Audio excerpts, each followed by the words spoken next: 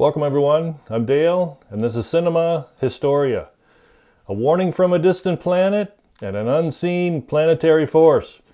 That's right folks, dust off your phaser guns. We're going back to 1956 for a science fiction film called Forbidden Planet, starring Walter Pidgeon, Anne Francis, Leslie Nielsen, and Warren Stevens.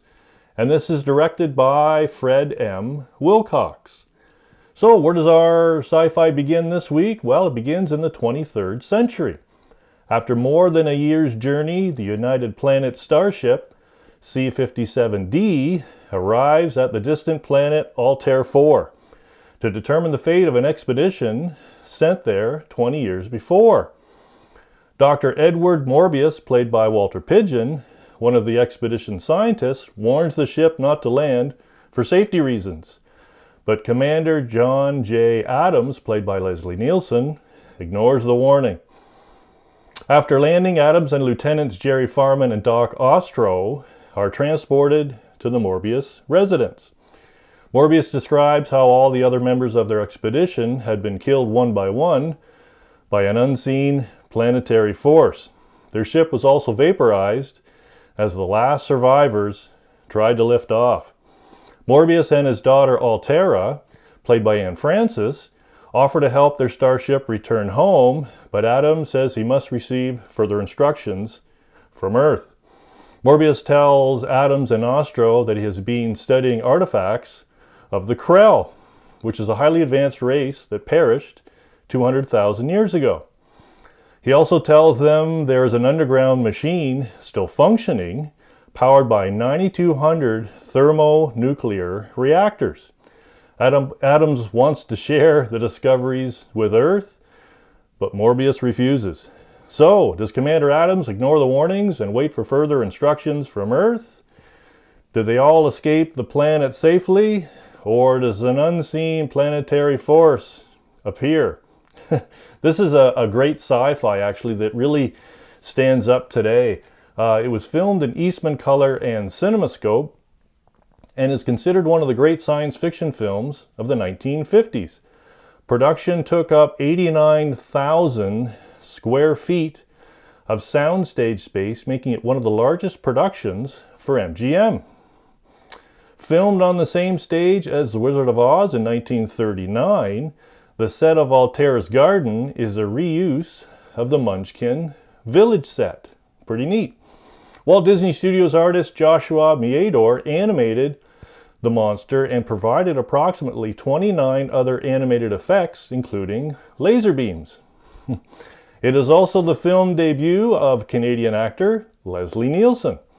At the 29th Academy Awards, it was nominated for Best Visual Effects, and in 2013, the picture was entered in the Library of Congress National Film Registry as being culturally and historically significant. Yeah. And the trivia question this week.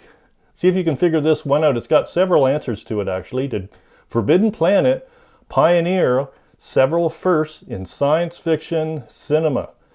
Did Forbidden Planet pioneer several firsts in science fiction cinema? So, a little more history and the answer to our trivia question coming up next.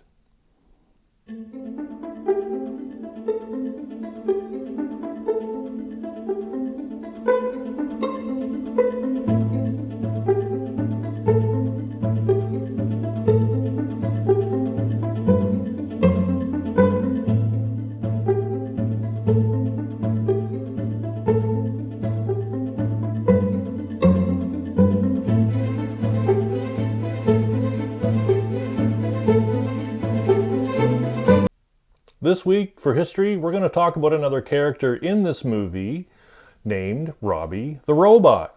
And he plays a big part in this movie. Robbie the Robot was designed by members of the MGM art department and constructed by the studio's prop department in mid-1955. The brainchild of Robbie was perfected by MGM staff production mechanical designer Robert Kinoshita. MGM spared no expense on Robbie's design and construction. Reported costs were approximately $125,000. or the equivalent to 1.1 million today. It was one of the most expensive single film props ever created up to that time. It represented nearly 7% of the film's 1.9 million total budget. Robbie was constructed using a range of materials including metal, plastic, rubber, glass, and plexiglass. The finished Robbie stands just over 7.3 feet tall and weighs about 300 pounds.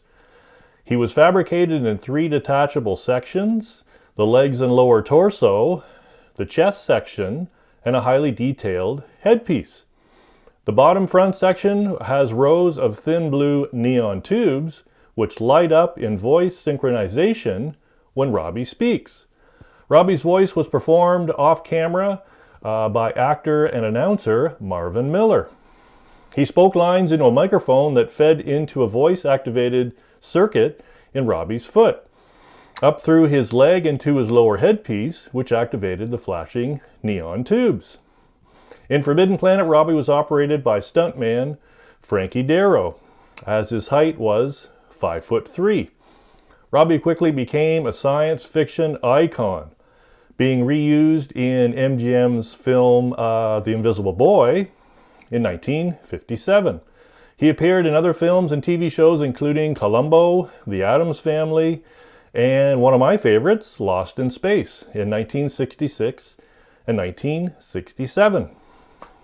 Robbie was owned by the top Forbidden Planet collector in the world, film director Bill Malone.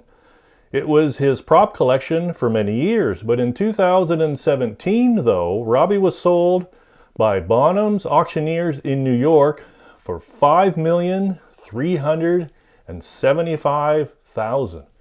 I'll repeat that. He was sold for $5,375,000 US. He became the most expensive film prop ever sold at an auction. And who was number 2 on that list? Well, $4 million was paid for the statuette that was in the Maltese Falcon in 1941. And I have that movie if you'd like a review on that one. And in 2004, Robbie the Robot was inducted into the Robot Hall of Fame. How would you like a $5 million greeter in your foyer? Wouldn't that be cool? And the answer to our trivia question this week: did Forbidden Planet pioneer several firsts in science fiction cinema? Well, you couldn't really get this one wrong because there's several answers to it. It was the first science fiction film to depict humans traveling in a faster-than-light starship of their own creation. It was also the first to be set entirely on another planet in interstellar space far away from Earth. The Robbie the Robot character is one of the first film robots that was more than just a mechanical tin can on legs. And it was the first genre to use an entirely electronic musical score. Isn't that neat? I wasn't aware of that. I hope you like my videos. If you do, could you help keep my passion alive and hit the subscribe button? That would be a really nice thing to do.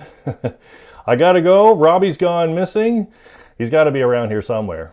Thanks for watching, everyone, and I hope to see you back next week.